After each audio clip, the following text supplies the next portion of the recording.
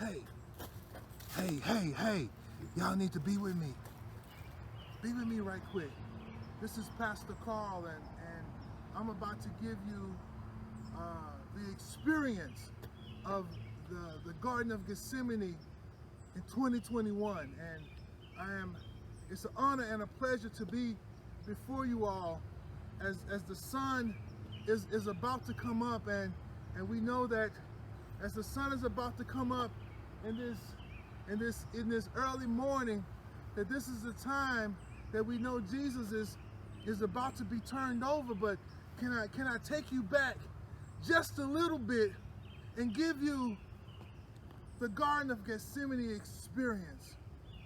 We're coming out of Mark the 14th chapter, and I need to read it to you this morning.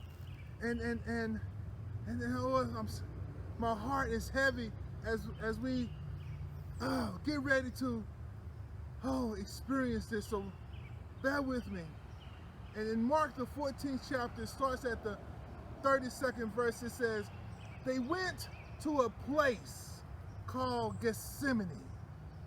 And Jesus said to his disciples, sit here while I go and pray yonder.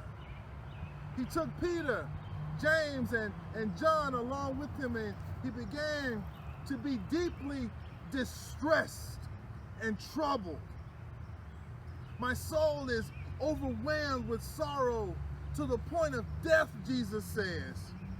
Stay here and keep watch as he tells the disciples to do this. Stay here and keep watch. And keep watch. Going a little bit further. Going a little bit further. Going a little bit further. Going a little bit further. Going a little bit further away from the disciples. Jesus begins to fall to the ground. To the ground. Jesus begins to fall. And he says, if it is possible that the hour might pass from him. Jesus says, Abba, Abba, which means Father. He said, anything is possible for you. Take this cup away from me. Yet not what I will, but what you will, Father. Jesus says, Abba, Abba, Father. He said, everything is possible for you. Take this cup from me, yet not what I will, but your will. Jesus was already in pain. Jesus was already in agony. Jesus lay prostrated on the ground in agony in the garden, while over there, his disciples were supposed to be keeping watch. So guess what happens, y'all? Guess what happens? Jesus returns. He goes back to the place where he left his disciples. And Simon Peter, he said, are you asleep? Are you asleep? He says, couldn't you keep watch for 1 hour? Watch and pray so that you do not fall to temptation.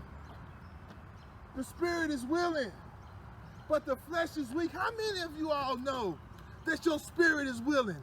How many of y'all know that your flesh is weak?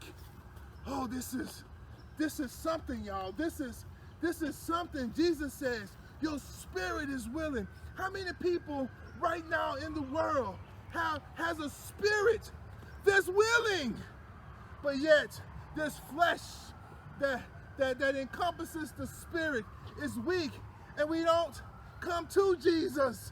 No, we go away. We go away.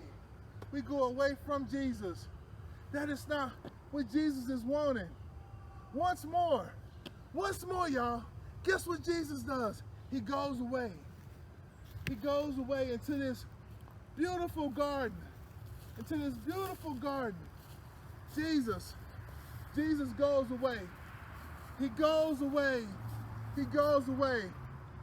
And he prayed the same thing. And when he came back again, now Jesus is way over here, praying in the garden, somewhere up against a tree, praying and talking to God and asking him the same thing. Abba, Father, if it be your will, let this cup pass from me. Oh, and then he returns. He returns yet again. He comes back. He comes all the way back to where his disciples, and the Bible says, returning the third time, he says to them, are you still sleeping and resting? Enough. The hour has come. The hour has come, y'all. The hour has come. Look, the Son of Man is about to be delivered to the hands of sinners. Rise, let's go, because in this garden, on this very evening, comes my betrayer. My betrayer comes to take me away. Just as Jesus was speaking, Judas, y'all know about Judas. Judas Iscariot. Judas, one of the 12 disciples. Judas, the one with whom he broke bread with. Judas, the one who will betray him for 30 pieces of silver, appears. With him a crowd of armed people with swords and clubs, and I just want to be able to share it. When they came to arrest Jesus, the disciples jumped on their feet, and Jesus standing there, and the angry crowd with swords and clubs came to him, and in the midst, it opened up. Here walks Judas Iscariot, and he says to the mob, the one I shall kiss shall be he, the Messiah, my master and my teacher. And he walks carefully, cautiously over to Jesus and goes, Rabbi, teacher. And at that moment, Jesus is seized, and when Jesus is seized, Peter runs up, because y'all know how Peter is. Peter runs up, takes a sword, and cuts off the ear of one of the people that's standing there coming to arrest Jesus. And what does Jesus do? Jesus says, no, Peter, no. This is not how it should be. He picks up the ear, and he puts it back to the man's head, and his ear is healed. Hold on, wait a minute. Did y'all just hear that? Jesus picks up the ear, puts it to the man's face, his ear is healed, and the angry mob doesn't even recognize that. Woo! That's got you jumping right now. They don't even recognize the miracle that Jesus just did. Wow. And Jesus did this. Jesus did all of this while his disciples were gathered. And guess what, y'all? Guess what? As all of this is happening, let's get serious for just a minute. As all of this is happening,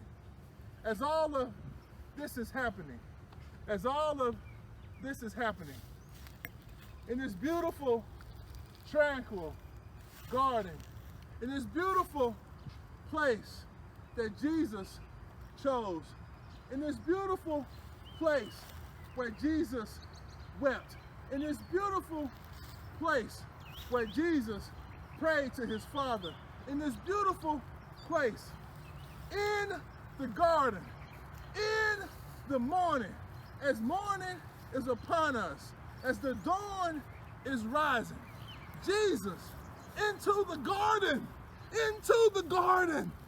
Jesus went Jesus prayed. Jesus struggled.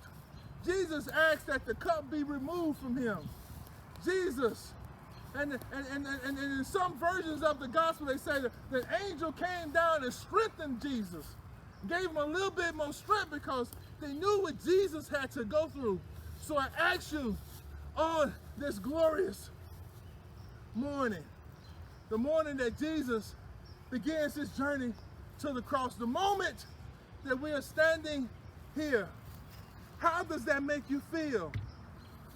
Do you have a Gethsemane garden experience that you can tell us about? Do you have an experience where someone you love has betrayed you and turned you over to somebody else? Do you have an experience where the weight has been so heavy on you that you've asked God, God, can this cup be passed from me?